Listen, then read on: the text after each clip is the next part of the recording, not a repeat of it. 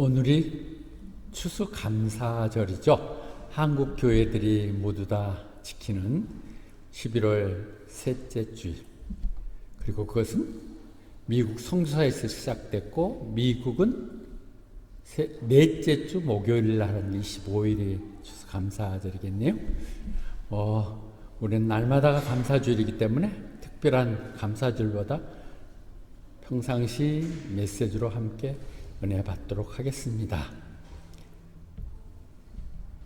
골로새서 3장 15절은 그렇게 얘기하죠. 너희 마음이 평안하게 하라. 감사절이라 해서 헌금 많이 돌리고 추수감사 헌금 내야 된다고 하는 것들에 대한 쫓기는 그런 마음들 갖지 않게 하고 싶습니다. 다 형편 따라서 하면 되는 거니까. 그러면서 너희들은 한 몸이 되도록 서로가 평화롭고 화평하며 하도록 한 몸이 되게 하도록 불렀다고 했겠습니다. 그런 너희들 마음속에 늘 감사함이 넘치도록 하라. 감사하고 감격하는 것, 이 부분을 말씀하고 있습니다. 또한 그렇게 우리가 감사하고 감동하는 생활들을 사람들이 보면서 하나님께 감사한 걸 갖도록 하라고 얘기하고 있습니다. 오늘 야고보서 4장은 17절까지가 긴 장이고요. 주제가 막 이 말 저 말 막 나와가 있고 정리할 수 없는 하나로 정리할 수 있습니다. 전체를 얘기한다면 이런 하나님 뜻 하나가 되도록 얘기했고 서로 사랑하라고 했는데 그렇게 못하는 요인들이 무엇인가를 정리하는 것을 한 5가지 측면으로 정리할 수 있을 것 같습니다. 1절 시작할 때가 뭐 때문에 너희들이 자꾸 싸우고 갈등하느냐? 그것은 너희 스스로의 정욕 때문에, 디자이어. 너희들 욕심 때문에 그런 거 아니냐? 너희 속에 숨겨있는 욕심 때문에 그런 거 아니냐? 하고 얘기를 답을 하십니다. 우리가 하나가 되도록, 사랑의 공동체가 되도록, 평화의 공동체가 하라고 했는데 교인들까지 하나가 되지 못하는 것은 내 속에 담겨있는 내 개인적인 욕심들 때문에 그렇다는 것이죠. 성령님이 나를 지배하면 좋은 일들, 뜻 있는 일 좀 하라고 그러는데 내 본래 내 육신과 자꾸 다투면서 결국은 모처럼 좋은 일을 하려고 그랬다가도 아이고 간두자, 그냥 넘어가자, 눈 감고 이런 식으로 돼서 정상적인 제대로 된 역할을 못한다고 얘기하고 있습니다. 그런 부분을 다시 제가 5가지로 나눠서 정리해 보겠습니다. 여러분들이 별도로 야고보서 4장을 읽어주시길 바랍니다. 올해 그걸 여기서 다 설명하겠지만 첫째는 이기심 때문에 그렇다는 것이죠. 이기심 때문에 여러분들이 원해요. 그래 그거 못 가지니까 서로 시기하고 미워하고 죽이기도 하고 싸우기도 하지만은 그렇게 하고 될 일이 아니다. 하나님께 구해라. 그렇게 얘기하고 있거든요. 스스로의 자기 개인 욕심. 그런데 나 기도 맨날 해. 그런데도 안 돼. 마태복음 7장 7절은 구하면 주신다고 그랬는데 왜 안 돼? 다시 그분의 해답을 여기 3절에서 얘기하죠. 너희들이 잘못된 동기로 구하기 때문이라는 것이죠. 이기심 때문에 개인적인 욕정, 개인적인 욕망을 위해서 하기 때문에 안 된다고 얘기합니다. 이것이 교회가 교회로서 역할을 못하게 하는 첫 번째 이유일 수 있습니다. 두 번째는 월드리네스. 너무 세상적이라는 교회가. 너무 교회가 세상적으로 변했다는 것이죠. 본문을 여러분 읽었더니 가늠한 여인들아 그랬거든요. 근데 본문은 가늠하는 사람들아. 하나님의 채택했던 사람들이 우상 섬기는 부분들을 얘기하죠. 헛된 것에 끌려있는 부분을 얘기하죠.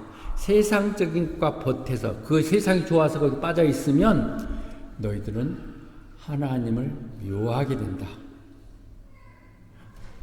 세상의 친구 여러분들은 하나님의 적이 된다고 얘기하고 있습니다. 그래서 갈라디아서 1장 10절도 얘기하듯이 그 바울 사도가 그렇게 선언하죠. 내가 사람들한테 인정받으려고 그게 맞겠어? 하나님께 인정받는 게 맞겠어? 지금도 뭐 사람들 기분 좋게 하려고 그렇게 비 맞추는 짓 하고 있는 것이 맞겠어? 내가 아직도 그런 짓 한다면 나는 하나님의 사람이 아니다. 이렇게 선언하고 있습니다. 세상적이죠, 너무나. 그래서 요한일서 2장 15, 16절은 얘기하죠. 세상을 사랑하지 마세요. 세상을 사랑하면 하나님을 사랑할 마음이 없습니다. 두 마음이 없다는 거죠. 여러분들이 하나님과 돈을 함께 섬길 수 없다고 얘기했듯이 사랑하지 말라고. 그것들이 보면 뭐라고요? 세상에 있는 모든 것들이 보면 육신의 정욕,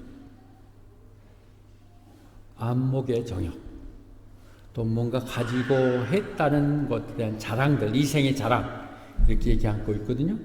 이것이 창세기에서 바로 창세기 3장 6절에 하와의 타락을 얘기하고 있는 부분이에요.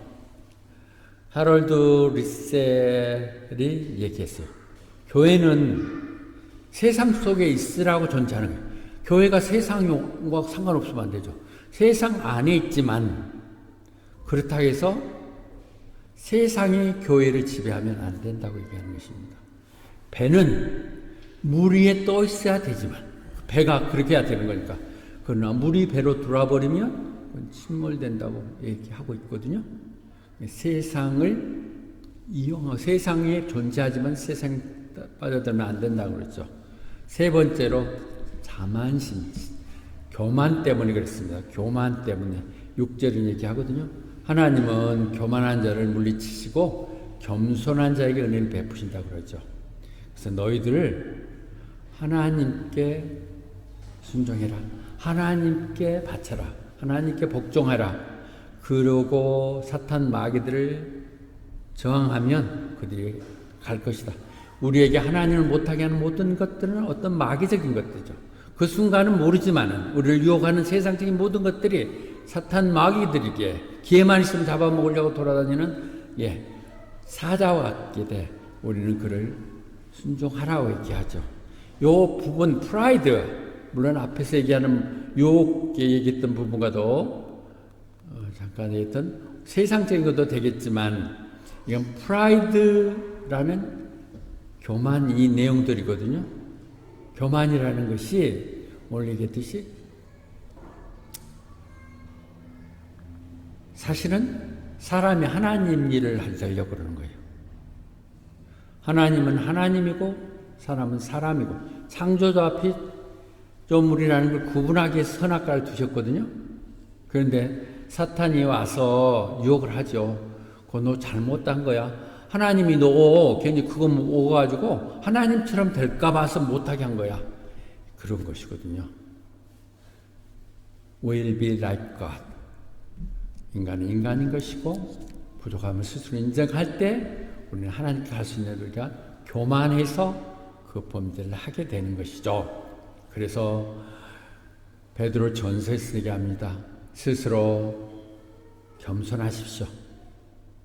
하나님 앞에 세상 사람들한테 비굴하는 것이 아니라 그 전지전능하신 하나님 앞에 엎드리십시오. 하십시오. 그러면 그분이 그분의 때에 높여드립니다. 제가 목회하면서도 늘 받아들였던 부분, 늘 내가 귀한 말씀으로 주시는 말씀으로 받아들일 것입니다. 하나님 앞에 겸손하십시오. 때가 되면 다 높이십니다. 그 대신에 높인다는 것은 내가 갖고 있는 모든 근심, 걱정 그분에게 다 맡기십시오. 그러면 그분이 다 케어하실 것입니다. 그렇지만 언제라도 우리는 유혹에 내가 어느 순간 잠깐 하면 교만이 조금 뭐 하나 이루면 아유 내가 그래도 난데 뭐가 좀 가지면 그래도 나는 이만큼 이런 식으로 교만이 있기에 사탄마귀가 순간순간 교만케 하는 그런 것들을 늘 우리가 얼럿 주의하고 막으라고 얘기했습니다. 왜냐하면 잠언서가 얘기하듯이 교만은 패망, 망해지는 징조라는 것이죠. 망하려고 한다는 것이죠. 그만 떠는 것 넘어진다고 얘기하고 있습니다. 실제 성경적인 얘기 아닌 우리 삶 가운데 봐도 교만하고 건방진 사람들 좋아하는 사람 없잖아요. 한참 잘났다고 그러다가 끝이 넘어지고 이런 부분들을 우리 보면서 이 부분이 서로도 하나 되지 못하게 하는 것이죠. 네 번째, 서로 비난하는 거예요. 크리틱시즘, 비평하는 것이죠. 내가 너보다 더 낫다고 생각하고 내가 한 수 가르쳐준다는 얘기로 듣고 하는 것들이 너무도 자존심 상하고 속상하게 하는 것이죠. 서로를 비방하지 마십시오. 남에게 대해서 나쁜 말 그런 거 하고 심판자 서지 마세요. 당신이 그렇게 심판한다면, 그러면서 당신은 정작 지키지 않는다면 당신이 그럼 좀 재판관이라는 얘기입니까? 늘 목사라는 자리에 있으면서 제가 그 직분을 좀 허세를 부렸던지도 모르겠어요. 목사에게 한다고 얘기했는데 목사도 그러면 안 된다는 것이죠. 비평하지 말라, 비난하지 말라는 것이죠. 네가 재판관 아니라고 얘기를 하고 있습니다. 법을 만들고 재판하는 분은 오직 한 분뿐이세요. 그분은 망하기도 하고 살리기도 하세요.